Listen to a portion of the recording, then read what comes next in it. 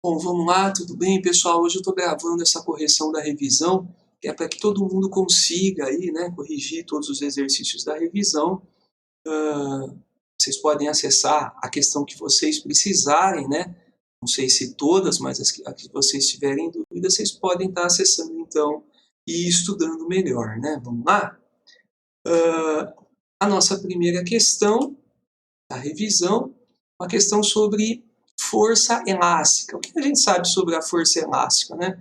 Toda vez que a gente pega uma mola ou alguma coisa que tem uma certa elasticidade e a gente aplica uma força nessa mola, por exemplo, a gente puxa essa mola aqui, né, com uma força F, a gente vai causar nela uma deformação que a gente chama de X, né? Dar uma esticadinha nela, ou a gente pode encolher ela também numa deformação X, e a relação que existe entre isso, né, é força elástica igual a Kx. Na verdade, a força elástica não é essa força F, e sim a força que aparece contrária aqui, fazendo com que a mola volte ao normal. Mas como essa força elástica vai equilibrar com essa força F nos exercícios, a gente pode trocar, então, né, utilizar aqui a força F no lugar da elástica ou vice-versa, né?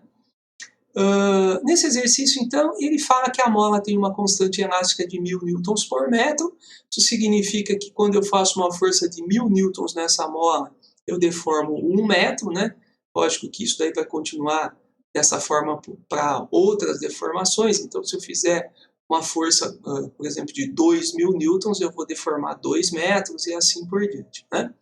Bom, sabendo disso, eu tenho aqui na primeira pergunta, ó, vou colocar aqui embaixo, ele vai perguntar então qual é a força que deve ser feita para esticar essa mola em 5 centímetros. Então veja, ó, ele quer saber qual é essa força F que tem que fazer, que é igual à força elástica, então eu posso pensar aqui, ó, né, que deve ser feita para com uma constante de 1000 newtons por metro, eu deformar 5 centímetros. Beleza, é só aplicar a relação, mas antes disso é legal a gente lembrar que essas unidades aqui, deformação e da constante, devem concordar uma com a outra.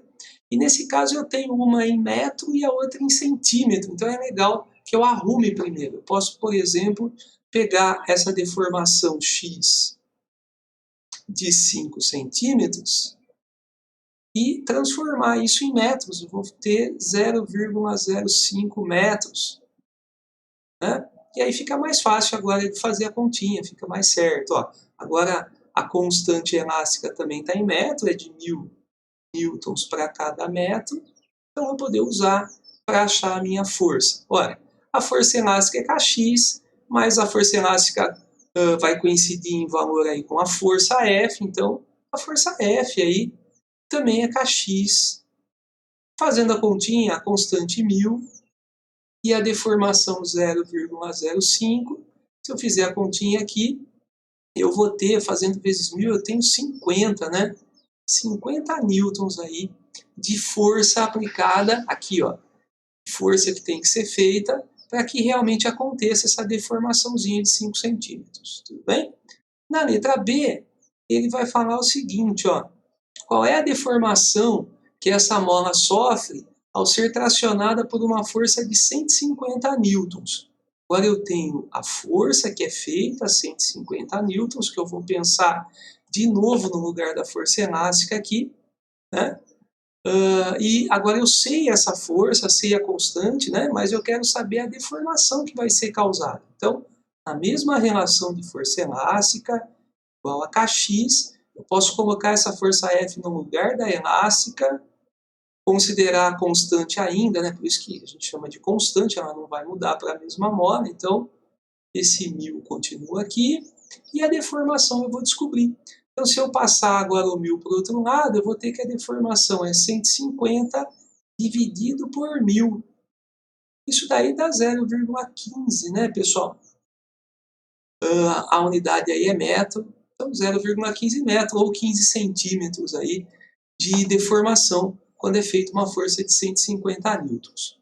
Tudo bem, esse primeiro exercício, né, eu acho que não tem muito problema nesse daí, mas eu quis deixar todos, tá? Eu vou deixar todos aí E aí quem tiver dúvida, né, dá uma olhadinha. Vamos lá. Segundo exercício da correção, probleminha sobre força-peso. O que a gente sabe sobre a força-peso, pessoal? Olha, aqui está o nosso planeta, né? Terra. A gente sabe que tudo que está próximo dela, qualquer objeto próximo dela, vai receber a ação de uma força, né, vertical para baixo, né, em direção ao centro da Terra aqui, chamada força-peso. E que essa força-peso é igual a m vezes g, massa vezes gravidade do local, né?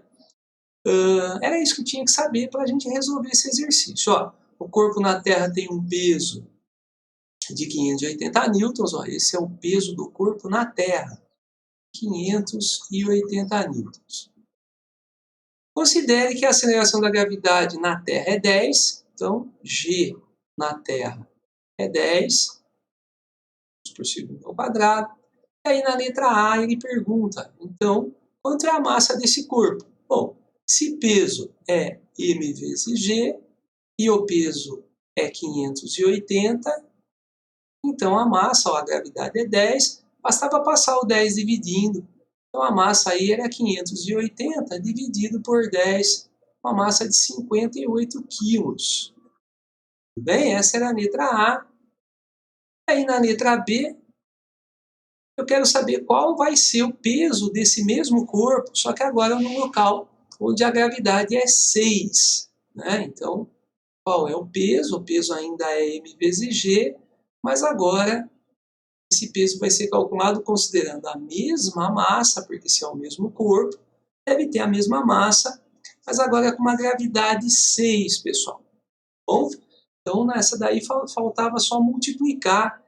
Multiplicava aqui 6 vezes 58, 300, 6 vezes 8, 48, 348 newtons. Esse era o peso, então, para essa gravidade. Se fosse, ó, o cara tem 58 quilos, então na Terra ele tem 580 newtons, uma força bem grande, puxando ele verticalmente para baixo. Mas se ele vai para um local onde a gravidade é bem menor, então o peso dele fica menor, né? Consequência disso é que os objetos vão cair mais lentamente, com uma aceleração menor aqui em situações de gravidade menor. Né? Vamos lá, continuando aí, nosso terceiro exercício. O elevador de 500 kg de massa sobe acelerando. Olha, vamos imaginar aí o nosso elevador.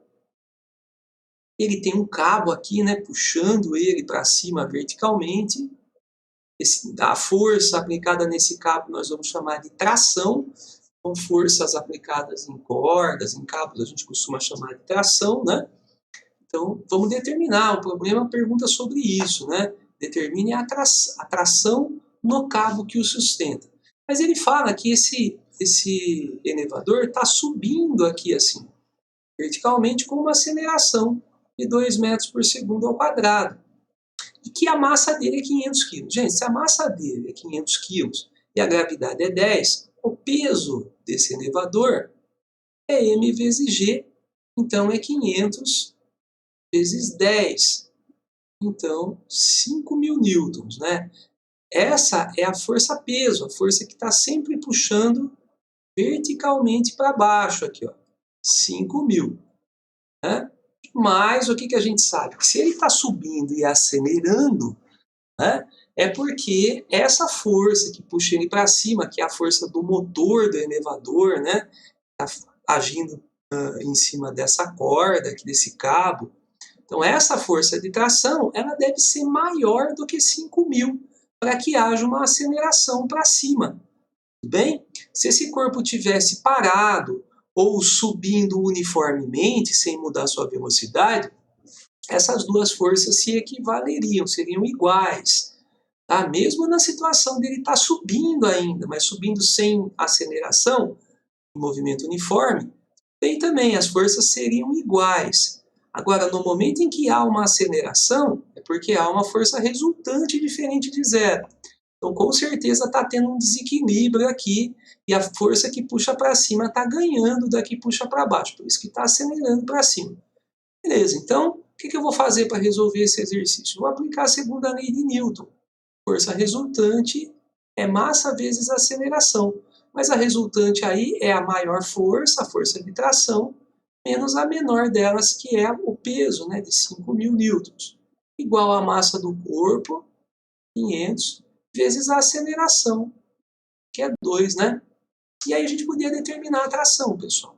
Então vejam, ó, só usei a segunda lei de Newton, mas no lugar da resultante, como está uma puxando para cima e uma para baixo, a resultante das forças é uma menos a outra. A maior menos a menor. Então, T menos 5.000, igual a massa vezes a aceleração.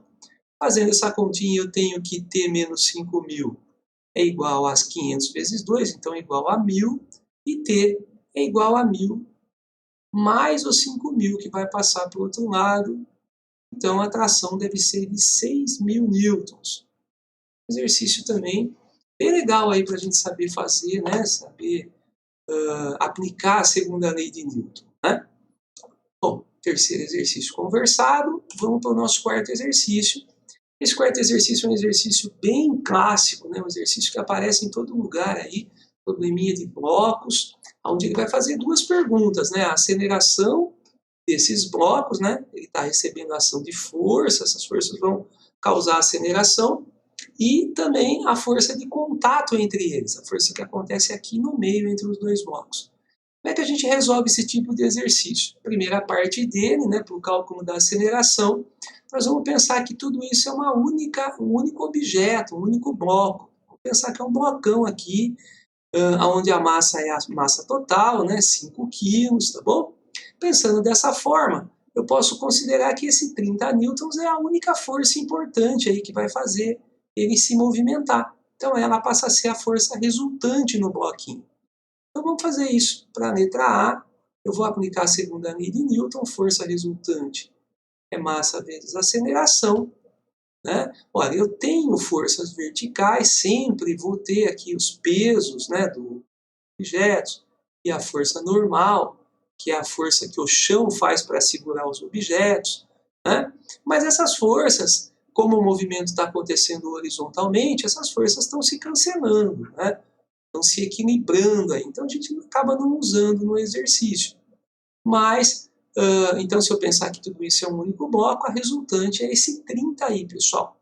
Aí entra aqui no lugar da força resultante, a massa é a soma das massas, então 5 quilos, aí eu determinaria a aceleração bem fácil aí, fazendo 30 dividido por 5. A aceleração era de 6 metros por segundo ao quadrado.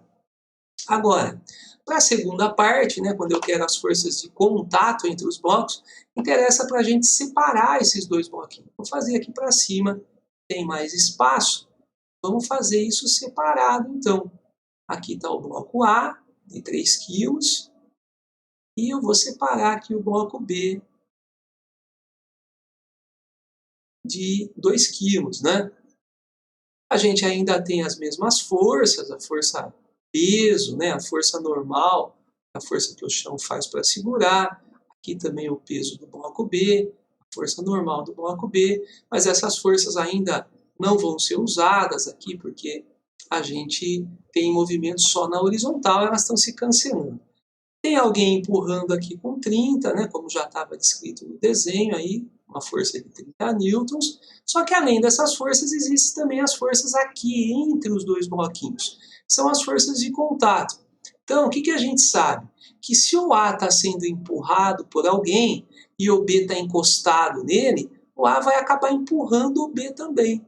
Vou escrever isso aqui, ó. Força que o A faz no B.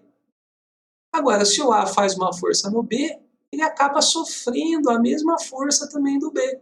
Olha, a força que o B faz no A. Essas forças AB e BA são forças de ação e reação, são forças aplicadas, né, e recebidas aqui de volta, são forças de mesma intensidade, né, mesma direção também, direção horizontal, mas sentido contrário, e aplicadas em corpos separados, por isso que elas não se cancelam também, elas estão em corpos separados. Bom, eu quero descobrir o valor delas. Como é o mesmo valor, posso descobrir um e depois dizer que o outro é a mesma coisa, né? Preciso escolher um dos dois blocos, então, para fazer a resolução. E a gente sempre escolhe o bloco mais simples, aquele que tem menos forças aplicadas.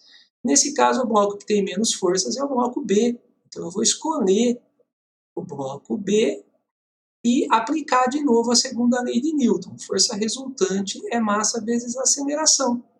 Mas agora só no bloco B. No bloco B, a resultante vai ser a força que o A está fazendo no B, né? Porque não tem outra, as outras duas se cancelaram, né? Sobrou só essa. A massa do bloco B é 2 kg e a aceleração é 6, eu acabei de descobrir. Fazendo a continha, 2 vezes 6, 12. E aí eu descubro a força que A faz em B. Se ele tivesse perguntado da força que o B está fazendo no A, a mesma força, não precisaria calcular de novo. Bom? Então esse é o exercício número 4, um exercício bem legal de saber fazer. Vamos para o próximo. Exercício 5. Esse exercício 5 é sobre a força de atrito.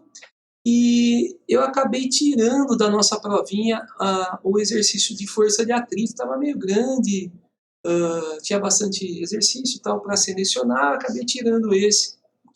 Mas independente disso, é legal a gente saber fazer direitinho, né? Vamos lá, vamos dar uma olhadinha.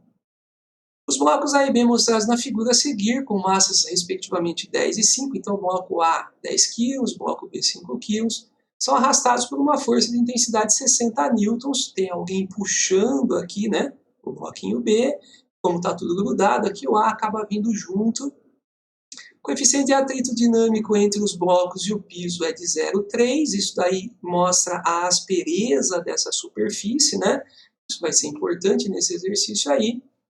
E ele fala que o fio que une os dois blocos é ideal, isso significa que o fio não vai ficar esticando, né? Não vai estourar, não vai ficar deformando, tudo isso daí. Vamos lá, a gravidade é 10. Pede para determinar a aceleração e tração na corda. As perguntas são exatamente as mesmas do exercício anterior, né? Aceleração e contato entre os blocos, que aqui a gente chama de tração na corda, porque tem uma corda, no outro estava encostado, a gente só chamava de força de contato, né? Mas é a mesma força. Vamos lá. Primeira parte do exercício, então, para determinar a aceleração, eu vou pensar que tudo é uma coisa só. E aí, se tudo isso for um único bloco, a massa vai ser de 15 kg. E uma outra coisa importante, o atrito que vai estar acontecendo aqui, eu posso representar uma vez só. Por exemplo, né, nessa posição aqui, contrária à força de 60 newtons, vou chamar aqui de força de atrito. E esse atrito vai estar atrapalhando o movimento. Eu vou pensar que é o atrito de tudo, porque eu estou pensando que tudo é um único bloco, né? Nessa primeira parte do exercício. Bom, vamos calcular primeiro essa força de atrito, então, total. A força de atrito é calculada fazendo μ vezes força normal.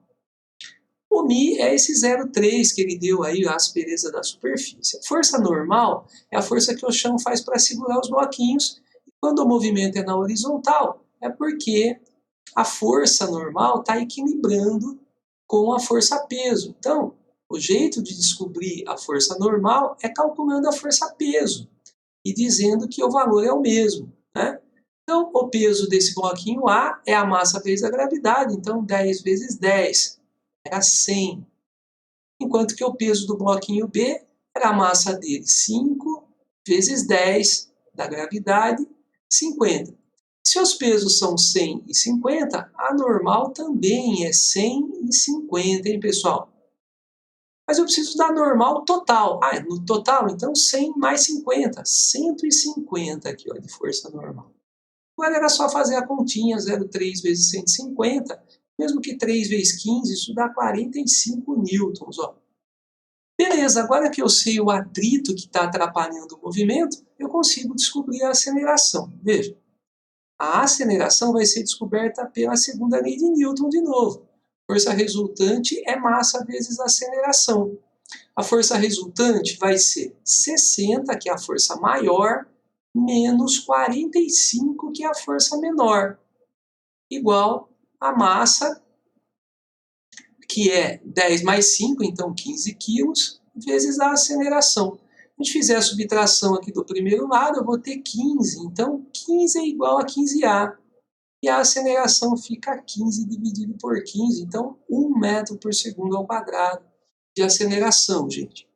Essa é a primeira parte desse exercício, descoberta a aceleração. Agora eu posso passar para a segunda parte. Vamos descobrir agora aqui, ó, as forças entre os blocos. A gente vai chamar aqui de força de tração. Deveria ser força que A faz em B também, que B faz em A, mas é mais fácil, eu acho, chamar de força de tração. Bom, para descobrir essas forças, eu preciso separar os blocos, como eu fiz no exercício anterior. Vou escolher um dos dois para poder calcular essa tração. Tanto faz aí, né, usar o bloco A ou o bloco B, o trabalho é basicamente o mesmo. Tem uma pequena vantagem do bloco A, porque no bloco A, a tração, quando eu for fazer a continha, ela vai ficar positiva, e aí não preciso multiplicar por menos 1 no final. Isso aí é uma vantagem, vou usar então o bloco A. Agora, quem não percebeu isso e não precisava perceber, tá? E usou o bloco B, não tem problema, tá? Era para dar a mesma coisa, tá bom?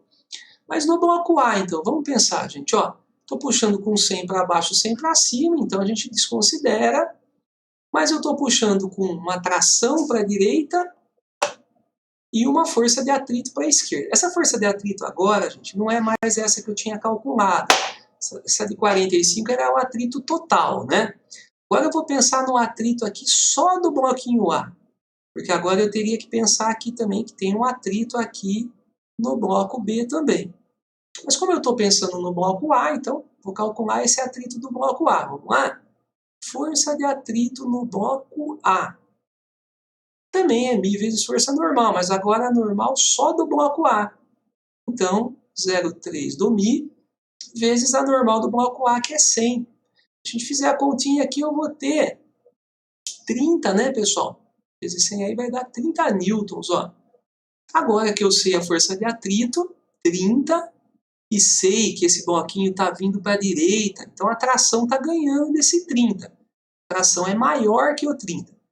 Então, força resultante nesse bloquinho é igual a massa vezes a aceleração. E a resultante no bloco A vai ser a tração, que está puxando para a direita, menos o 30 do atrito, que está puxando para a esquerda.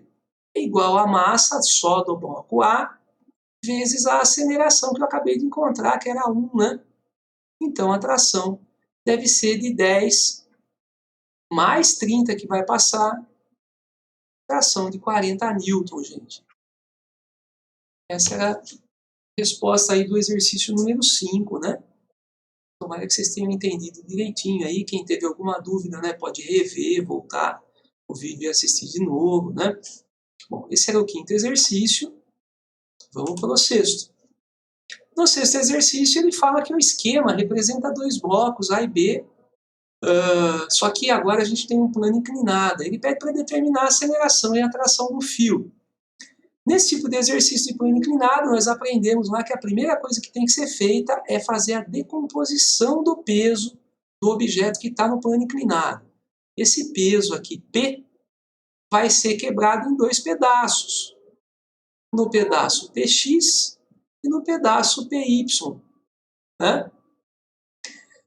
Mas nesse exercício o Py não vai ser utilizado, não tem atrito, não tem nada que envolva aí força normal, então não preciso me preocupar aí com o Py, a gente vai pensar no Px só.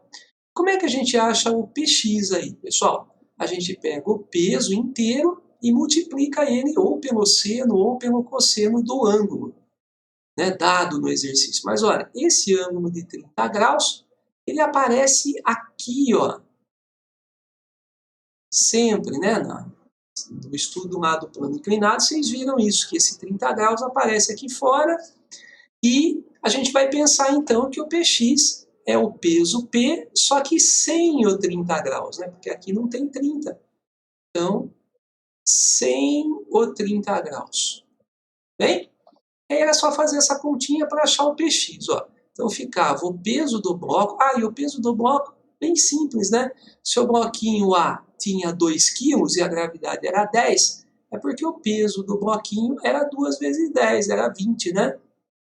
Podia colocar aqui 20 do peso do bloco, vezes o seno de 30, que é meio. Isso é 20 vezes 1, 20, dividido por 2, 10. Agora eu tenho, então, essa forcinha aqui, ó, 10 newtons, que está puxando ele para cá. Agora, eu vou pensar também no peso do bloco B, gente. O bloco B, ele tinha uma massa de 3 kg. Se a gravidade é 10, então 3 vezes 10, né, massa vezes gravidade, vai dar aí 30 newtons aqui, ó, puxando para baixo.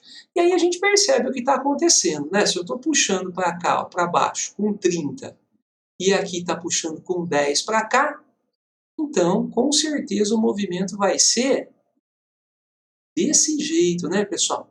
Desse jeito, ó. O bloquinho A deve estar subindo e o bloquinho B deve estar descendo aí por causa das forças, né? Da força do peso do B ser maior. E aí, para descobrir a aceleração, eu posso aplicar força resultante igual a massa vezes a aceleração. A resultante seria o 30 que está ganhando, porque é maior, menos o 10 que está atrapalhando, mas está perdendo, né? Igual a massa total, 3 mais 2, aí 5 quilos, vezes a aceleração. Então aqui eu ia ter que 20 era igual a 5A, e que A era 20 dividido por 5, isso dava 4, né, pessoal? 4 metros por segundo ao quadrado aí de aceleração. Depois, para descobrir a tração no fio, eu separava um dos blocos também. Então, esse é o terceiro exercício da revisão que a gente tenta fazer da mesma forma, né? Primeira parte do exercício calcula a aceleração, pensando em tudo junto, uma coisa só. Segunda parte do exercício calcula a força de contato ou tração aqui, separando os blocos. Vamos usar... Deixa eu ver o que está mais fácil aqui. Ó, vamos usar o bloco A, pessoal. De novo, hein? Quem usou o bloco B não tem problema, tinha que dar a mesma coisa, tá? Mas no bloco A, olha, veja o bloquinho A aí, estava assim, né? O A, ele estava sendo puxado aqui para baixo com 10 e para cima com uma força de tração, que é a pergunta do exercício, assim. Mas eu sei que esse bloquinho está subindo aqui, né? É isso que nós percebemos aqui quando nós vimos essa forçona aqui de 30 newton puxando para baixo. Esse bloquinho está subindo. Se ele está subindo, a tração está ganhando do 10. Aí a massa do bloco A é 2 kg, né? Então vamos fazer a continha aqui. Segunda lei de Newton de novo, resultante é massa vezes aceleração. Agora a resultante é a tração menos 10, né? Então a maior menos a menor, igual a massa 2 vezes a aceleração, 4. A tração deve ser então de 2 vezes 4, 8, só que com mais 10 que passou, de 18 newtons, pessoal. Esse era o exercício 6. Vamos lá para finalizar então nossa correção. Exercício número 7. Esse número 7 é teórico, né? Um exercício também que bem legalzinho de saber fazer, de pensar aí. Ele fala o seguinte, ó, comente cada afirmação abaixo usando uma das leis de Newton. Na letra A, ele diz que ao fazer uma curva fechada em um dia de chuva, o automóvel deverá diminuir a velocidade. Isso é uma afirmação dele, né? Deve mesmo diminuir a velocidade. Mas por quê? Porque na hora de fazer a curva, se ele não diminuir a velocidade, o que acontece com ele? Ele acaba saindo aqui da curva. Né, o carrinho que estava se movimentando aqui acaba saindo em linha reta. Por quê? Porque o natural é o movimento reto. Né? Não é natural fazer curva. E aonde que está falando isso nas leis de Newton? Na primeira lei de Newton, na lei da inércia. Né? Então, conforme a lei da inércia, a segunda lei da inércia, os objetos devem ou ficar parados ou em movimento retilíneo e uniforme. Movimento retilíneo e uniforme. Então, para que ele consiga realmente fazer o que ele quer, que é fazer a curva, tem que existir uma força. E a força que está sendo aplicada aqui é a força de atrito entre o chão e o pneu. Né? O problema é que quando está chovendo, a água preenche, né, aquelas imperfeições da superfície que a gente conversou na aula sobre atrito e diminui então o atrito. Então essa força aqui vai ser reduzida e com isso a chance dela não conseguir fazer o que tem que ser feito, que é fazer a curva, aumenta. Né? A chance de que aconteça um movimento natural do corpo, que é um movimento retilíneo, né? Que vai fazer com que ele saia da curva aí. Tá bom? Então essa era a primeira questão, vocês podiam escrever aqui, né? Mas ela estava baseada na primeira lei, então, que diz que a tendência é que o corpo continue em linha reta quando ele está se movimentando, né? e não que ele faça a curva.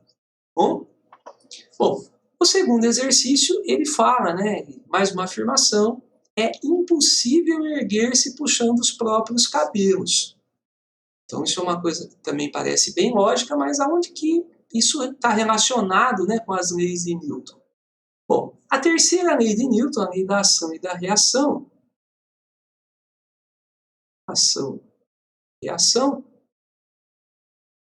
ela prevê que toda vez que a gente faz uma força em alguma coisa, a gente recebe essa força em sentido contrário, né? Mas o que é importante de perceber aqui, né? Que quando você faz uma força F, você recebe uma força, mas a força que é aplicada em você é só essa que você recebeu, só a reação.